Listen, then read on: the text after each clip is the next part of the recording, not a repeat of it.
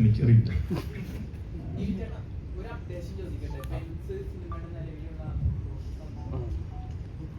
അതിനൊരു 35 ദിവസം കൂടി ഷൂട്ടുണ്ട്. ഇപ്പോൾ ഞാൻ ബെത്ലഹേം എന്ന് പറഞ്ഞ സിനിമ ചെയ്തുകൊണ്ടിരിക്കുകയാണ്. അത് കഴിഞ്ഞിട്ട് ആയിരിക്കും അതിൻ്റെ ഷൂട്ട്. അയ്യോ, ഒന്നും കമ്പയർ ഒന്നും ചെയ്യണ്ടേ. ഇതിനകത്തൊരു വില്ലൻ ക്യാരക്ടറാണ്. റോളക്സ് പോലെ ഒന്നും പറയാൻ പറ്റില്ല.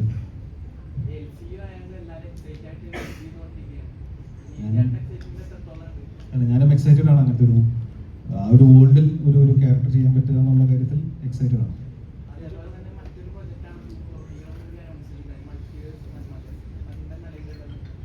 അതിൻ്റെ പിച്ചിങ് നടക്കുന്നു. അത് ബഡ്ജറ്റ് ഇത്തിരി ഹൈ ആയതുകൊണ്ട് ഉള്ള ഡിലേ ആണ്. അത് അതിൻ്റെ പിച്ചിങ് നടക്കണം. പ്രൊഫഷണൽസ് ആയിട്ടുള്ള ടോക്സ് ആണ്. ബോബി ചേട്ടാ സഞ്ജയ് ചേട്ടൻ, കൺഫ്യൂഷൻ. ബോബിയാണോ സഞ്ജയ്? സോറി സഞ്ജയ് ചേട്ടാ, ഞാൻ കഴിഞ്ഞൊരു സിനിമയുടെ പ്രൊമോഷൻ സമയത്ത് ഒരു സംവിധായകനോട് ചോദിച്ചിരുന്നു. കാരണം മലയാള സിനിമയിൽ ഈ സംവിധായകന്റെ പേര് പോസ്റ്ററിൽ വലുതാക്കി വെക്കുന്നത് പോലെ എഴുത്തുകാരുടെ പേര് വെക്കാറില്ല. സൈഡിൽ എവിടെയെങ്കിലും മാറ്റി ചെറുതാക്കിയൊക്കെ എഴുതുന്ന ഒരു സ്വഭാവം ഉണ്ടായിരുന്നു. പക്ഷെ നിങ്ങളുടെയൊക്കെ സിനിമകൾ വരുമ്പോഴാണ് എഴുത്തുകാരന്റെ പേരിങ്ങനെ നിറഞ്ഞു നിൽക്കുന്നത്. നമുക്കതൊരു വലിയ പേരായിട്ട് തന്നെ എക്സ്പീരിയൻസ് ചെയ്യാൻ പറ്റും, പോസ്റ്ററിലടക്കം.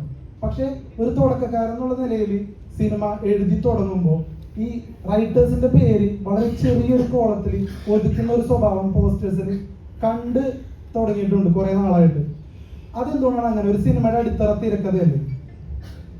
എന്താണ് അതിന്റെ കാരണം സത്യം പറഞ്ഞാൽ എനിക്കറിയില്ല. അത് അങ്ങനെയാണ് അതിന്റെ രീതി എന്നാണ് തോന്നുന്നത്.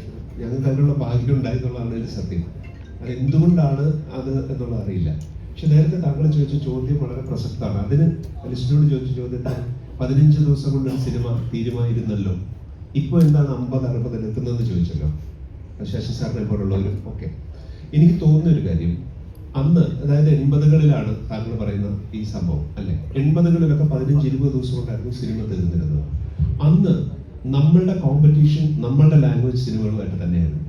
ഇത്രത്തോളം നമ്മൾ ഇന്റർനാഷണൽ സിനിമയിലോട് എക്സ്പോസ്ഡ് അല്ലായിരുന്നു. അന്നും ഇന്റർനാഷണൽ സിനിമ എടുത്തിരുന്നത് 100-150 ദിവസമാണ് ഷൂട്ട് ചെയ്യാൻ. അപ്പോൾ നമ്മൾ 15 ദിവസം എടുത്തിരുന്നുള്ളൂ. പക്ഷെ നമുക്ക് കാരണം കോമ്പറ്റീഷൻ ഇല്ലായിരുന്നു. ഇപ്പോൾ നമ്മുടെ ഓഡിയൻസ് വളരെ പ്രബുദ്ധരാകുകയും അവർ ഇന്റർനാഷണലി ഒരുപാട് എക്സ്പോസ്ഡ് ആകുകയും ചെയ്യുമ്പോൾ നമുക്ക് കമ്പീറ്റ് ചെയ്യേണ്ടി വരുന്നത് ഈ 100 ദിവസം 120 ദിവസം ഷൂട്ട് ചെയ്ത സിനിമകളുമായിട്ടാണ്. അപ്പോൾ അത്തരത്തിലുള്ള ഒരു പെർഫെക്ഷനും എക്സ്പെർട്ടീസും ഓഡിയൻസ് നമ്മുടെ സിനിമകളിൽ നിന്ന് എക്സ്പെക്ട് ചെയ്യാൻ തുടങ്ങി. അപ്പോൾ ആ പെർഫെക്ഷന് വേണ്ടി പഴയതിനേക്കാൾ കൂടുതൽ നമുക്കൊന്ന് ബുദ്ധിമുട്ടേണ്ട ഒരു അവസ്ഥ വന്നതുകൊണ്ടാണ് ഈ പറയുന്ന ദിവസങ്ങൾ കൂടുന്നതും അത്തരത്തിലുള്ള ചില കാര്യങ്ങൾ ഉണ്ടാകുന്നതും. പിന്നെ ഈ പേരിന്റെ കാര്യം പറഞ്ഞാൽ സത്യമായിട്ടും എനിക്ക് അറിയില്ല അത് എന്താണ് അങ്ങനെ ഒരു കാര്യം എന്നുള്ളത് എനിക്ക് അറിയില്ല. സിനിമയുടെ അടിത്തറ ഒരു തിരക്കഥ നന്നായെന്ന് വിചാരിക്കാം. എന്റെ സംവിധാനം നല്ലതല്ല എങ്കിൽ ആ തിരക്കഥ കൊണ്ട് ഒരു പ്രയോജനമില്ല. ഇനി സംവിധാനം നന്നായാൽ എന്റെ നടീനടന്മാരെ നന്നായില്ലെങ്കിൽ പ്രയോജനം ഉണ്ടായില്ല. അപ്പം അടിത്തറ എന്നുള്ളത് മാത്രം പറയാമെങ്കിലും ഒരു തിരക്കഥ സിനിമ ആകണമെങ്കിൽ ഇവരെല്ലാവരും വേണം.